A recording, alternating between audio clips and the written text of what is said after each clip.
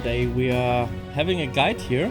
This is usually a playthrough, it's part of my playthrough, but it is also a guide to solve the puzzle of the Arcane Towers, which you can find down here in the Underdark. So right in front of us, you cannot see them right now, is this, or it is right there. The Arcane Tower, it is kind of a puzzle. It has automatic cannon shooting at you and you need to solve it somehow to get through it. I myself, in the beta version of this game, I struggled a lot. So short word up front, I will come to my party in a second. These arcane turrets will shoot you as long as you run into range and see them. So you can do this.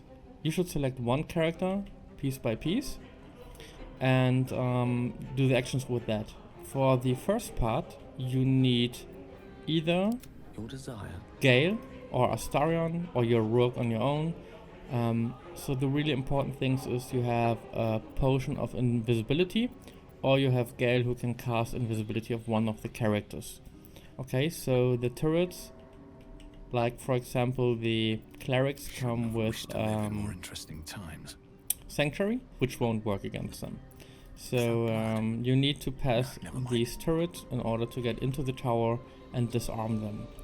So yeah, as I said, potion of invisibility or Gale who can cast invisibility. Right now I already spec'd Gale for this mission, but the only thing you actually need is something to open doors, knock knock, or either knock knock or you go Thieves' Tools.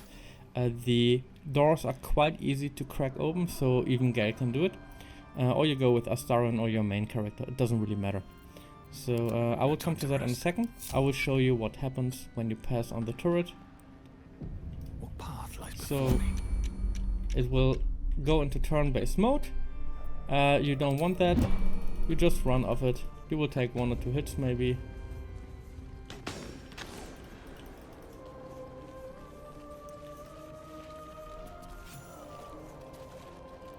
So this is the Arcane Tower.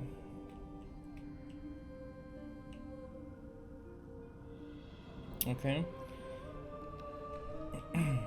Now we are going to toggle and untoggle the group mode. You have my attention. So if you use a potion of invisibility, we will go into turn-based mode really quick. I will just explain a bit further what happens.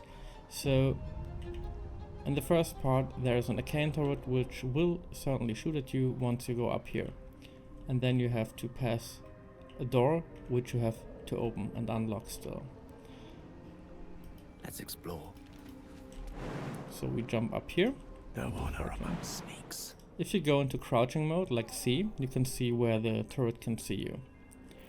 Invisibility, however, only lasts 10 turns. If you are not in turn-based mode, these go over pretty fast. So try to jump here. Okay.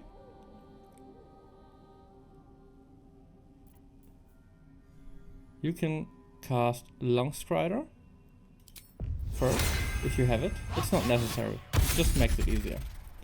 So it's until long rest, it means you have more movement. It doesn't really affect the game if you don't play turn-based mode, but we're going into turn-based right now. So you want to cast invisibility or go to turn-based.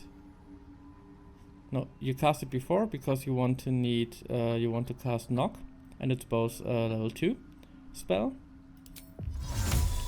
So invisibility.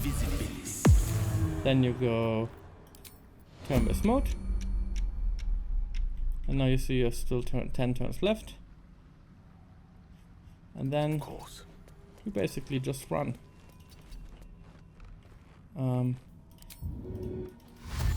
Dash.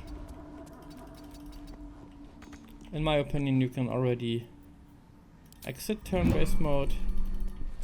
Go here. Tower is his sanctum. Private place. Now you can open it on the regular way, just like this. This wizard's not home. I say Go turn-based mode again.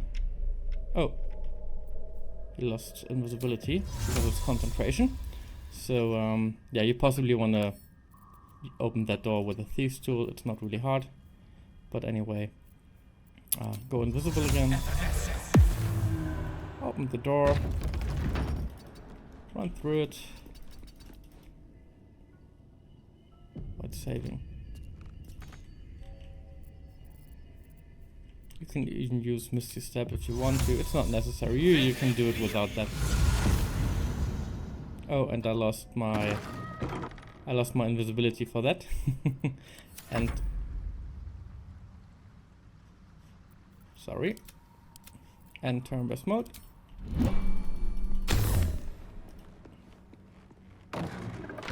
And that's it.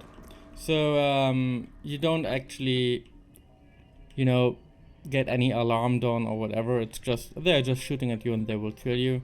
So it doesn't matter if you take 1 or 2 hits, you will survive it.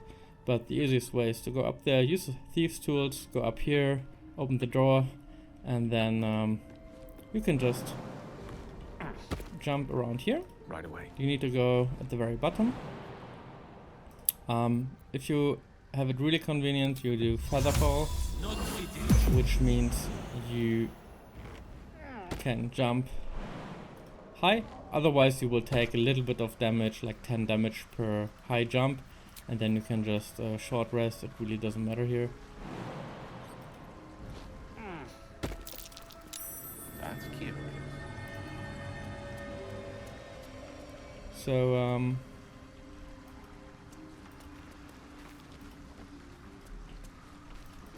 once you're down here, you will find this sulfur blossom, but that's not really what you're going to look for.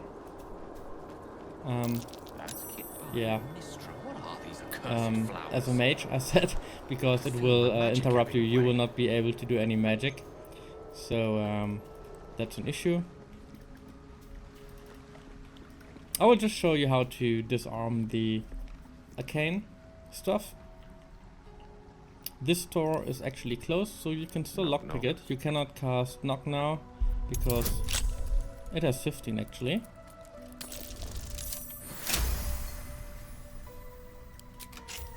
But you can also take the blossom out of your inventory.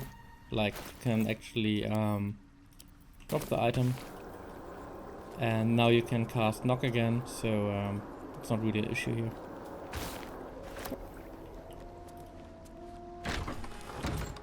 Then you enter. There's no danger down here. There's basically no enemies in this tower unless the very top level. Something over there. Then you see the power generator. Put the Suso blossom in there. Combine.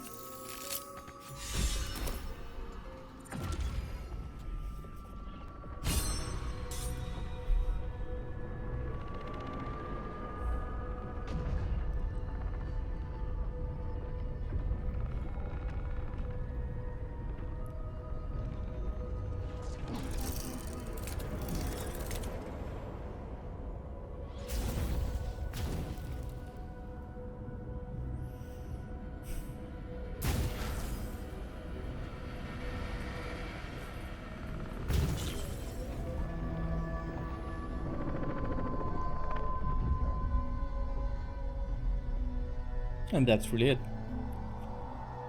So that was deactivating or activating the tower, because now, as you can see, these things are just brought in. So you can move wherever you want. You can regroup.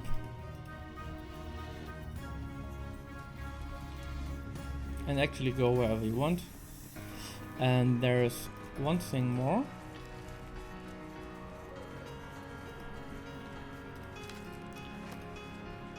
Now you could actually need Astarion for that, but that's not, we're going to that later.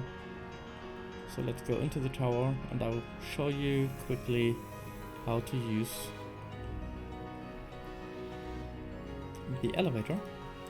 You get in here, one button is for scanning and one is for descanning. In order to pick up Gale now, you have to descant.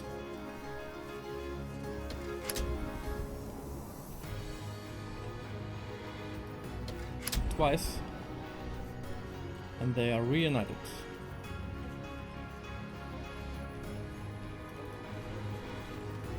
as you see.